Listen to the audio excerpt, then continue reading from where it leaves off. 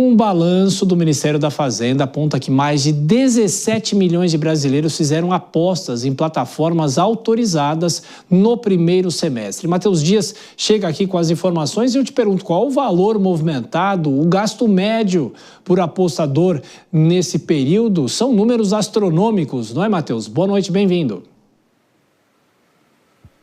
São números astronômicos sim, viu, Tiago? Boa noite para você também, boa noite a quem nos acompanha. Pelo que foi contabilizado de todas essas casas de apostas, só no primeiro semestre desse ano, cerca de 17 bilhões de reais foram apostados. Você pegar em média ali, o valor que as pessoas apostam é de cerca de R$160 por mês, o que nos 6 meses, por pessoa, deu em torno de R$983 nesse semestre, o que as pessoas apostaram nas bets. Esses números são bastante preocupantes, são dados do Ministério da Fazenda, no que mostram que 17 milhões de pessoas no país têm o costume ou já apostaram pelo menos uma vez no primeiro semestre desse ano. Só que os números também não são só esse, viu, Tiago? O governo federal também arrecadou boa parte dos valores, cerca de 3,8 bilhões de reais arrecadados em tributos, impostos colocados em cima das bets para que elas sejam autorizadas. Essa foi uma exigência do governo e também na previdência privada.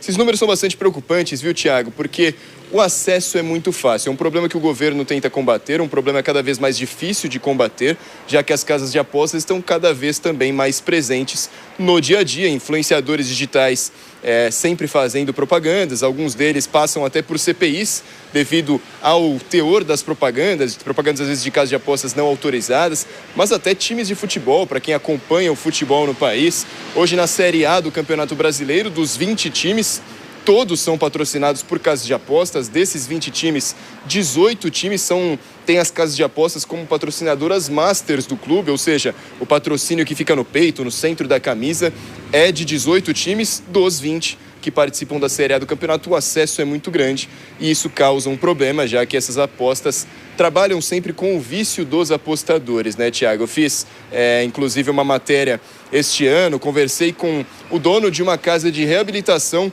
no interior de São Paulo e ele disse que muitos dos casos que a casa recebe hoje em dia são de pessoas que entraram no mundo das drogas depois de se endividarem financeiramente por conta das apostas, sejam elas apostas esportivas, sejam o tigrinho, várias apostas que podem surgir por aí.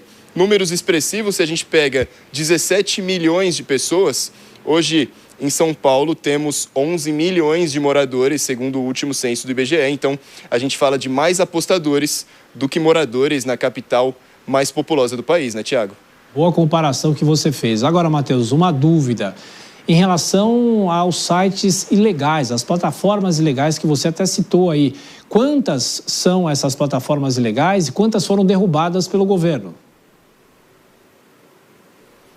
Dessas plataformas ilegais, segundo essa mesma pesquisa, o governo derrubou cerca de 15 mil sites via Anatel, né? A Anatel, então, derrubou 15 mil sites considerados ilegais, o que isso significa que são sites que não estão em acordo com as normas de operação do governo. São sites de aposta que não pagam os impostos, não pagam os tributos e continuam em operação. Só que não só os sites, Tiago, mas também as Big Techs foram verificadas, as principais, Google, Meta, Amazon e também o Kawai, que são as Big Techs que mais veiculam propagandas de sites de apostas. Cerca de 112 páginas e 146 publicações foram apagadas de influenciadores que divulgaram casas de apostas que não estão autorizadas a operar, viu, Tiago?